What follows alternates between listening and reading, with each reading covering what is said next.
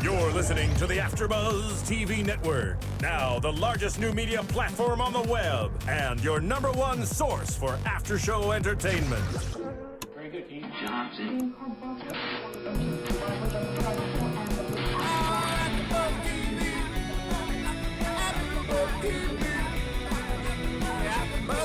the AfterBuzz Studios in Los Angeles, California, presented by Maria Menounos and Bing.com, and streaming live thanks to Akamai Technologies, this is AfterBuzz TV's Pretty Little Liars After Show. We'll break down tonight's episode and get you all the latest news and gossip. If you'd like to buzz in on tonight's show, you can buzz us at 424-256-1729. That's 424-256-1729. And now, another post-game wrap-up show for your favorite TV show. It's AfterBuzz TV's Pretty Little Liars After Show. I feel like that theme song can never get old. But Bing is for doing, and we're here doing another Pretty Little Liars After Show for you all. As you can tell, Kelly is missing tonight, but it is Season 4, Episode 5 of Pretty Little Liars, and it's called Gamma Zeta Die. And if you saw the episode, you know why. I'm Stephanie Wenger. Hi, you guys. So good to be back. I'm Whitney Lane. Hi, guys. Emma Kostandyan. And what did you guys think of tonight's episode? A little crazy, and we got a forest running scene again, which we haven't had on Pretty Little Liars in a bit. I mean, I love it. I'm so glad that it's sticking to the theme, you know, drama, drama, drama. So I'm glad that it's all keeping me on my toes. I was actually scared for once. Good. Like, what point got you? Spencer. Oh, Spencer in that creepy I was really scared something was going to happen Don't you to think her. someone's just going to, like, jump after these people? Like, I'm always like, you're in a forest in the dark. You're, like, in a room alone. Like, the door's just going to shut. You're going to be locked in. Like, something's got to happen. But we finally saw a locked door today. Finally, in the wrong place. I know. That was very interesting. We'll get to that for sure. So, what should we start with? See, I was creeped out by the secret room, but I was also creeped out by the college admissions counselor. I just want someone to come into these girls' lives and not be creepy and like have an ulterior motive. Literally, I wrote down Brendan equals creep. Like, that dude.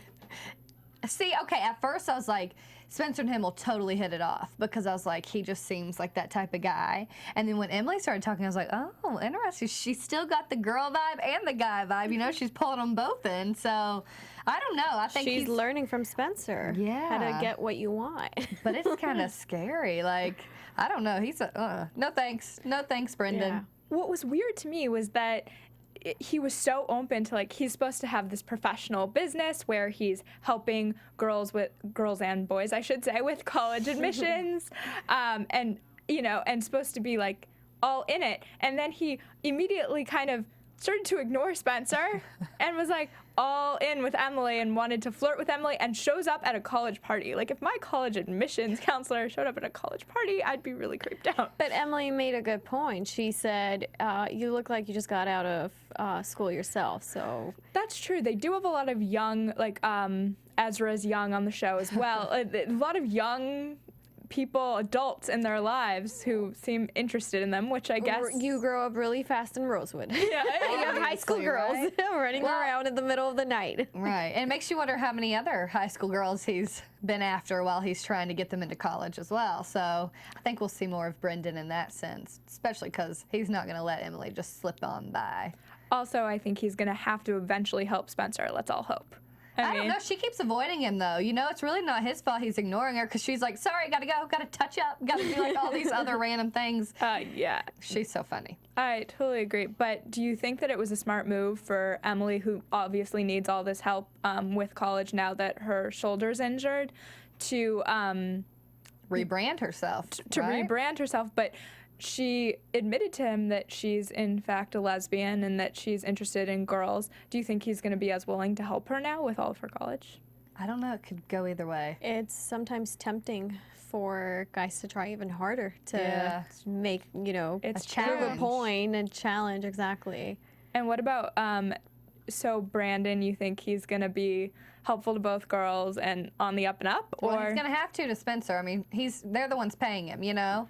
Yeah. So like that's his job unless he decides to stop. But I think we'll see more of him anyways. I think the whole Emily thing, it's gonna be an interesting storyline for sure because I don't know where he's gonna go with that. my interest is also to see if Paige gets jealous of like this emerging friendship that they're clearly going to have. But is it going to continue? That's the question. You never know. Did you think that Emily had any feelings for him, or was she just charming him like she said? I think she felt probably like flattered that someone was into her, like guys were still into her. I think that's what she was going off of, but I don't really think she was interested in him. Yeah, she's probably She was creeped out just- now. Yeah. I would be.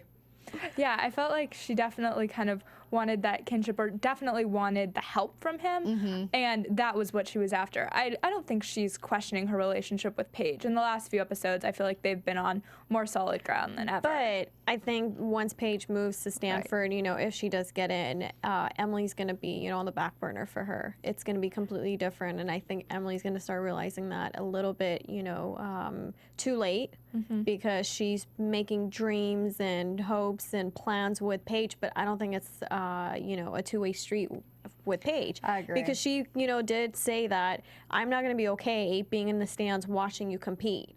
I'm used to, you know, being in the water and being, you know, next to you. And Paige was just like, oh, well, you'll be with me, you know, we'll be together. And it's like, Well, I think that Stanford, that door is closing for her, because if she can't swim, how is she going to afford Stanford? Right. So she's now having to look at all these student loans like the rest of us. Yeah, I don't know. I mean, That's true. Well, sorority loans, really, Yeah. sorority scholarships. But you did hear her say to Spencer when they got in the argument, like, yeah, I'm actually interested in going to this podunk school, because she knows Stanford's not really an option anymore. Plus, I think she's starting to realize all of this is happening. Like, the swimming thing, that's just going to pull them apart. It's like little things that are going to keep happening. I think it's inevitable that Paige and Emily are going to go their separate ways, and I almost wonder if that's when the guys will step back in and Emily's like, back to the guys. I think so. I think that she will turn back to guys. She just needs to, she needs a different, you know, environment. Should be You know. interesting what college will bring for that girl. Yeah, I'm excited to see, I guess, how that plays out, and also if she ends up at a college with the other girls. Like, we've seen it on so many other shows. You know, do they all go to the same college so that Pretty Little Liars can continue, or do they all separate? And every show kind of has had a separate solution to that. Gossip Girl, think back to Dawson's Creek, they all kind of ended up the same way. So I'm excited to see what, I guess, Pretty Little Liars does But with we college. definitely know one of them is going to that college because they want to find out what really happened yeah. with that phone number. That is so true. I wouldn't be surprised if Spencer chooses that school just to get some answers. Her parents would be like, heck no, but I almost wonder if any of them will make it out of Rosewood. You know, I don't know. And will they all survive, too? Because now A is getting more and more violent. Well, as we see, A's going after the parents now, all of them. Yeah. So should we talk about Aria for a minute and her mother, which is the prime example of A going after the parents tonight? Why do you think she's so insistent on her mom going? Do you think it's selfish as well as, like, I want my mom to be happy? No, I don't think she wants her mom to be happy. I think like- she wants to keep her mom alive, because when you see Away the from me. tears streaming down her face when she's talking to her dad, that's not about her going away for a month or two. That's about whether A or not can. If you have bees attacking your mom, that's could be deadly. I mean, Depending, right? Yeah. I mean, that's not, nobody wants to see that happen. right. And that's, I mean, I get it. Like, I definitely see her protecting her mom. Do you think what her brother Mike said at all was true? You just want her gone so you can get back with Ezra? I thought that was a completely low blow. What did you think? I thought so too, because I mean, it's pretty transparent what her intentions are. It's to get her out, and she knows that the parents are now under attack. You know, we've seen it with Hannah's mom and then Emily's mom, you know, parents. So she just wants her out of the country, and she's hoping maybe that would be a solution for, you know, nothing happening to her mom, because we haven't really seen anything with the dads. It's just the moms. Well, Byron, he's gotten in trouble with the affair and all that. But I feel like that was Emily. I'm sorry. That was Aria finding out. That was Aria finding out. It really, to me, that was his own doing. Like, he made the choice to cheat, and rather than, be. Well, that's just something to hold against him, yeah. But also, Spencer's dad, there's something to hold against him. You know, that whole hockey stick being found in the backyard and the whole Jason thing. Like, they pick on the dads in the sense of, like, the dads did this to themselves, but the moms are really going after in terms of let's hit them hard because this will get to the girls a little bit more. Yeah. What was interesting tonight also was that Aria's mom, her boyfriend, we didn't see him. I would feel like if she was, like, that severely... I want to say injured, hurt by these bees, that he would be around, and we didn't see him. So that makes me not concerned for their relationship, but I was just like, that was an interesting thing to leave out of that script. Yeah.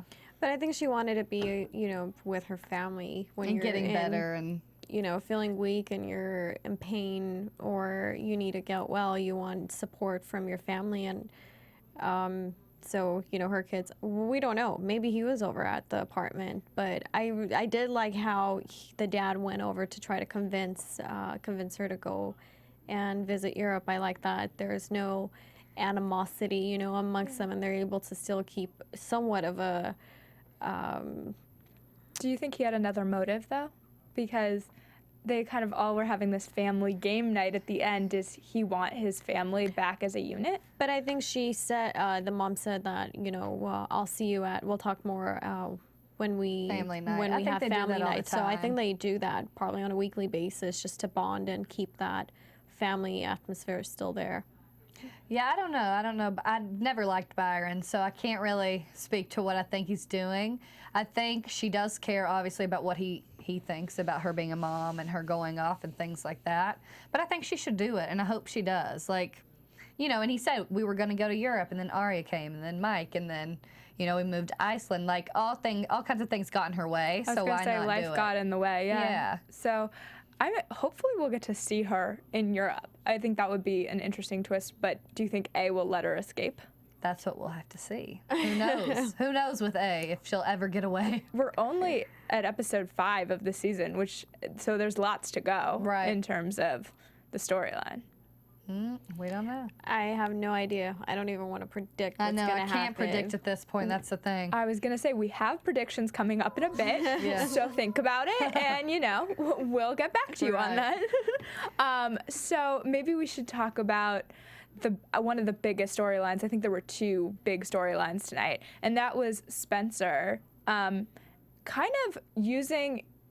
So, as we mentioned earlier, she was not into this college admissions counselor helping her with Ivy League schools. They go to this small town school because she traces back the phone number that, if you'll recall, the bird was singing in an earlier episode to this area, and she is bound and determined to find it, and kind of goes a little crazy again. I'm gonna go there and say it, because she's holding up a picture of Allie, asking everyone if it's so awkward. They've seen Allie at this. Who does that at a frat party, frat house or sorority house? Like, so awkward. Have you seen this girl? Like, I'd just be like, what is happening? Yeah, and one of the nicest sorority houses I've ever seen. On a side note, I must say, I lived in my sorority house 2 years in college, and we did not have any secret rooms. So that's something new. I mean, who wouldn't have? We did have a house mom, which we'll get to that in a second, but interesting. Yeah. But so she's aggressively going around this party trying to figure it out. And actually, we see the girls fight for one of the first... that was kind of a fight between the 2 girls. And we don't see the girls fight that often in that way. But you also kind of saw them come back together when it came to Hanna or their friends, That's true. It always brings them back. But it was kind of one of those little petty fights in a way. It's like, you're flirting, like, you need to be helping me. And Spencer, it's just what you did to get your way. It's like, it's them telling each other what they're doing, and they just don't want to hear it. It's petty, but I think it was necessary. Yeah, I agree. Well, what I thought was great was oftentimes their whole world revolves around A, and obviously there's a need for that when someone's aggressively kind of torturing you in this way. But Emily, for the first time, is kind of like, I want a life, I want college, and I want to be in a sorority. And finally standing up to Spencer. I think they have a really hard time standing up to Spencer, and she finally did it tonight. And that was a nice switch, I felt like, to see her be stronger. Well, then again, Spencer was the only one that stood up to Allie as well. So the rest of the girls just followed. So I think she's kind of taken over Allie's role as being the girl, the it girl, who leads everyone else. Yeah. So I was happy to see Emily standing up to her and actually wanting to enjoy herself, be, for once, be a teenager and go, go party. But she really wasn't partying, though, because she was going after a scholarship. So she still had her own reasons behind it. But, for once, she was like, let's not focus on this and let me focus on my future because I don't know what I'm going to do. Exactly. She realized that if she focused on A in that moment, she was losing the opportunity to make, Connections. Make connections, exactly, at that school. And what made me curious was that does the sorority scholarship come before? That's the weirdest thing I've ever heard. I guess before getting into the college? That makes no sense because you have to be in college to go through recruitment and end up in a sorority. Someone can't pick you before Maybe you're they even have special rules. Obviously. They have rules that no one else has, but it is kind of funny. Rosewood has their own rules, maybe I'm sure it's applied as a credit after by the end of the semester. Maybe, I don't know. It's very weird though. I was like, that never happens. No, it was odd. Also, Emily didn't really fit with those girls anyway. So if you noticed her style and just who she is as a person, I don't even think they would accept her knowing she's they don't know into yet. girls. We'll But I see. think that would be a very key factor into their definitely decision. a roadblock probably for her. But Spencer, she encounters, we mentioned it at the top of the show, this secret room. That someone accidentally pushes her into and it opens. That does not happen. We were guessing what she was going to come across. Like, we were all sitting in that room shouting out things. I totally thought it was going to be Brendan and Emily making out because she was trying to figure out her school situation. Glad it wasn't. I was going to say that would be a really desperate thing to do, and I think that would be a cause for the girls to come back together. Yeah. But with Spencer, she's pushed into the secret room, and so creepy, and we've seen so many of these weird spaces lately, and I couldn't figure out what was in that room, and then she gets there, and she's smart enough to plug back in the telephone. I would never think of that. I'd be like, what is happening? Why is this weird music playing that we've heard a lot throughout? Right, the Little birds Liars. sang, and different, we've encountered a couple times, and she plugs back in the phone. The pink phone. The pink phone, which, is such an Allie, feels like an Allie thing Right. to me. But she plugs it back in and is smart enough to call Aria, because I was thinking, who are you going to call to test this number? Calls Aria, because one of the girls is not actually at this party, which normally they travel as a foursome, so that's unusual. Calls Aria, and she's able to figure out that, in fact, this is the number. I was like, I don't think I would have been able to put it all together, and I was really afraid she wouldn't be able to get out of that room. Oh, I was thinking someone's in there. Exactly. I thought someone was going to lock the door on her and she was going to be stuck in there. And especially when we see the scratchings on the wall. Ugh. Somebody was trapped The or house something. mother Who knows? probably had something to do with that. Isn't it funny though how far we take it of the worst thing that could possibly happen, and we're always like, oh no, it's the end. She's gonna get locked in this room. We always have to go way far. Well, it's the Pretty Little Liars way. Exactly. I'm glad it doesn't always go that far. No, though. but we really go worst case scenario in mean, our I'm little scared to group. death. Just in case. We cover all bases. We do. We do. So scary. Well, all the while Hannah's sitting downstairs. Hannah, I think, might have had the biggest secret of tonight's episode.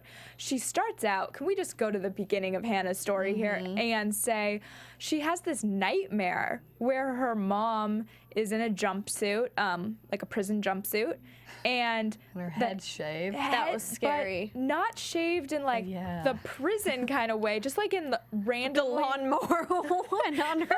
Thank you. It was bad. It was bad. Yeah, it was bad news. And I was just like, oh, let's all hope this is a wig for this poor actress's sake. So we see that, in fact, she's having this terrible nightmare. And you know that she's on a search to figure out whether or not her mom was involved in this murder. Which I understand. I mean, all the facts point to yes, and I, as a daughter, would be super paranoid and want to protect my mom. But at the same time, they need to have a conversation because they're just passive aggressive. It's so cryptic, everything between them. Talk to each other. That way you can be on the same page and nothing bad happens like But it I did think later on. tried. She's tried talking to her mom and asking questions, and every single time she's lied up until the last time she asked her, she was like, I was hoping you would have lied to me one more time. Right, When she but- said, yes, I was in town. So I don't think her mom wants to give her too much answers. She's treating her like a kid, I'll take care of this. I don't want you involved. But at the same time, Hannah's being more of the grown-up and the parent, or I should say the kids, and trying to protect their parents. See, at first I thought she was in complete disbelief that she would do anything to stay that child, to, live in that world where your parents are perfect. And now I think she is just absolutely on the search for the truth. That's all she wants. Well, and she heard, her dad's gun was missing, so that's just a whole nother thing. She's searching for this, although we know Ashley didn't do it necessarily, right? I mean, yes and no. I mean, right, but still, Maybe regardless, didn't pull the there are- trigger. There are things pointing to that. Yeah, but what I'm saying is, we've always talked about this, though. They need more communication. That's obviously why there's so much drama involved. But all they need to do is really sit down. Because that morning, her mom comes in and she's like, Hannah, what's wrong? She said she had a nightmare. Do you want to talk about it? No, not yet. But it's like you're taking these things into your own hands, and it came back to bite her in the butt. Hanna is definitely the one that needs a lot of comfort, and she needs someone by her side. And I think with Caleb gone and away, she doesn't have that one person to turn to and ask questions and comfort her. And the girls weren't answering her phone call, so she freaked out. She got paranoid, and the first thing that came to her mind is, okay, I need to take this gun and take it away from the house and make sure, it doesn't tie to my mom, it doesn't tie to my dad. But Hannah's, not the smart one, as we've all seen. I was going to say, and just to go back to Caleb, I know he's not officially in Ravenswood yet, but it's going to be, I think, interesting to see Hanna without him. Now he's getting his own spin-off. Will she go? I doubt she's going to bounce back and forth between the series. He might, but yeah, I don't see her. Yeah.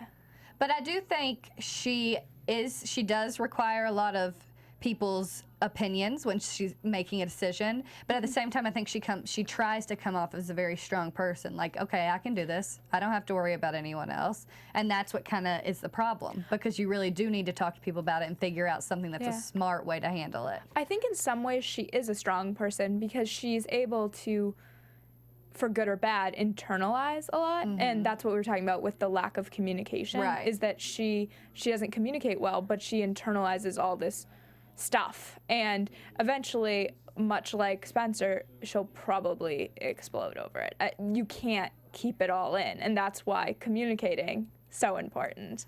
It's not going to happen. No, We can't get our hopes up over that. No, I mean, we need somebody in Radley, obviously. Shoo. I know. Oh, boy. Crazy. That being said, though, so she takes the gun, as we mentioned. She gets impatient, right? She I'm can't wait surprised around she didn't anymore. call Mona to ask. Well, she doesn't. They still don't trust Mona, though, right? But Well, she's been kind of in the circle of the... she's making her way back. But that's an interesting point too. We didn't see her tonight at all. No. Mona was missing. We had a lot of characters. I think it was really a focus on the parents and the children. And also, you don't see Mona's parents or anything like that. That and also the college. That where are these 4 girls focusing on their future? What's going to happen to them?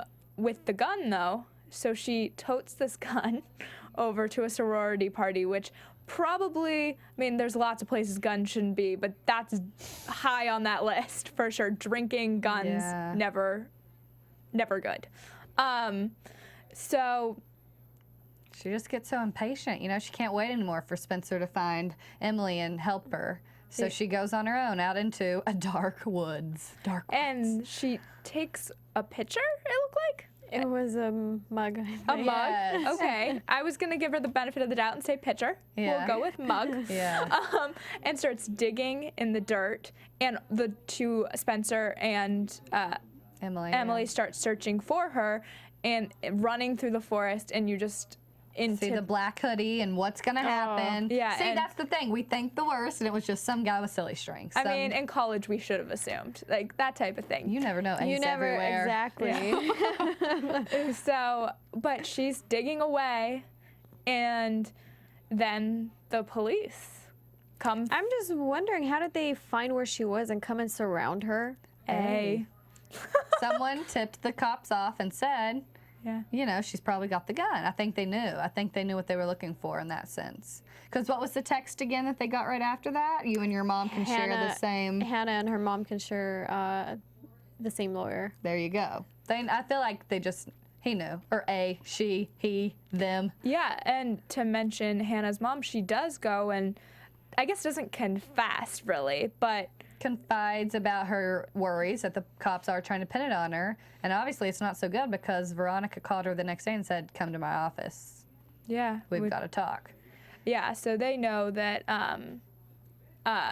you know, that this is a thing that it could be a big problem. It's a viable option that she's the one that did it and could go to prison for it. And now Hannah was caught with the gun that her dad was missing, that her mom was hiding, that Hannah was trying to dig and bury in a hole. Like, Do you think that was the same one from the safe box? I don't know. Weldon safe box? I think I don't know. Yeah, it be looks that. like we have a phone call though that you know might have an opinion on this as well. Let's hear about it. Hi. Hey, ladies. Hey, it's Marcus again from last week. Oh, hi. How are you? Where are you calling from? Chicago. Chicago. Well, it's great to have you here. So, what did you think of tonight's episode? Honestly, I thought we got a whole lot of nothing tonight. There was a whole lot of mess. I was hoping to have I was hoping to have an opinion about, you know, who I think A might be again. Did you change your Even though that opinion from seems last week? I'm sorry, what was it? Did you change your opinion from last week? No, it seems like the only thing that it was just more of a, you know, putting Hannah's mom as a suspect to Weldon's murder than who A was. Yeah. So I don't know. That was interesting. What do you ladies think? Did you think that Hannah should have brought the gun? What did you think of that whole storyline? Okay, first off, I don't know why Hannah would go in the woods to bury the gun. Yeah. And I was so curious as to who called the police. Do you think A was setting her up? Definitely. Yeah. Definitely. I mean, it had to be A. A knows where they are at all times. Okay, my big question, from a guy's perspective, what do you think about Emily? Do you think she's going to be changing sides? Do you think she's interested in guys now? Possibly, but not that guy. Yeah. I don't. Definitely. I think she was strictly there. Yeah, he was. Yeah, not that guy. But I think she was really there for school, and it's interesting that sometimes they'll throw in the girls wanting to have a regular life besides focused on A all the time. And I'm interested to see too. I don't know how far the seasons are planned to go, but the girls are seniors. Correct me if I'm wrong. The girls are seniors in high school. Absolutely. So I'm wondering how would they, do that if they're going to go off to college. What's going to happen with that? Yeah, we I were don't know. talking about that. Do you think they'll all end up at the same place or stay in Rosewood, or what do you think about that? Yeah, I don't know. We've been hearing about the Rose. I think it's the new spinoff with Caleb. Mm-hmm. So I don't know. I don't know. I don't know. Sorry, girls. I wish I don't have a lot to say tonight like last week because We appreciate a lot did happen tonight. your viewpoint. Yeah, that was the episode, though, right? They're making us ask a lot of questions, so we're all thinking the same thing. Exactly, and you'll have to tweet us if you have any other theories come up this week. Thank you so much for calling in. We'll do. Call you next week. Sounds good. Talk to you then. So, girls, should we jump into some predictions? I think so. All right. And now, your AfterBuzz TV predictions. Ooh. who wants to go first? Any big ones? Well, I actually have one that I thought. The reason was after Spencer ended up in that little room, you know, creepy room in the sorority house, my first thought went to, did Cece go to this school, and is she somehow connected to this sorority? Now, then we also saw the picture of the house mom at the end that A was like wiping the dirt off of, so I don't know if it had any connection to a Cece, but that was my first go-to thought. You had a good one with the house mom, though. Allie's grandma. Thinking that somehow she could have been related to one of these girls at least. She was or visiting. Something. You never know in Her that grandma sense. awfully a lot. But I guarantee that woman knows a whole lot, and that's really who they need to find. And she was fired, remember? She said... I think she knows more than most people, so get to her.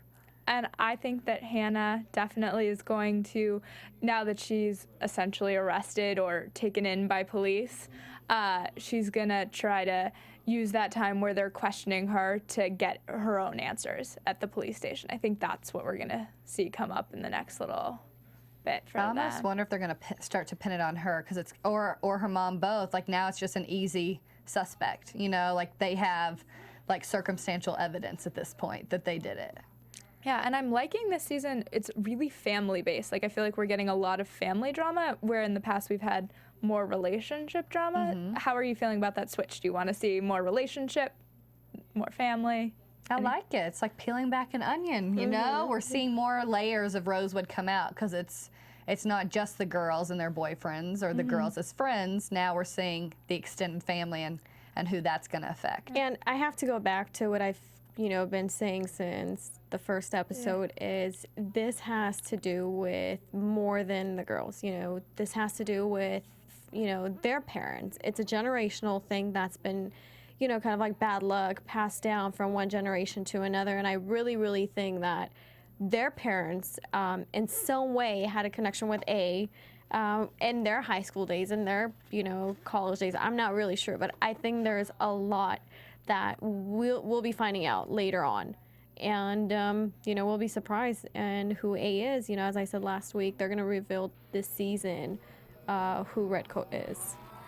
So let's hope for crazy. some good drama. I'm very excited to see who Redcoat is. I feel like it's been too long. Like, we need to know. Definitely. Well, thank you so much for watching and hanging out with us tonight. You can find me on Twitter at Stephanie Wenger and AfterBuzz at AfterBuzz TV. I'm Whitney Lane. You can find me on Twitter at Whitney Lane 1118. Hi guys, you guys could find me on Instagram and Twitter at Real Emma K. And tweet us. We love to hear your theories. Exactly, and we'll see you next week.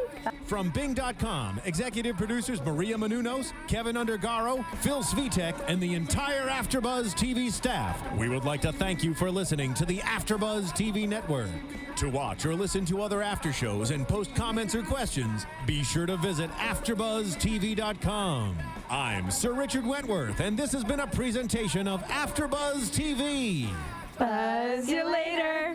The views expressed herein are those of the hosts only and do not necessarily reflect the views of AfterBuzz TV or its owners or principals.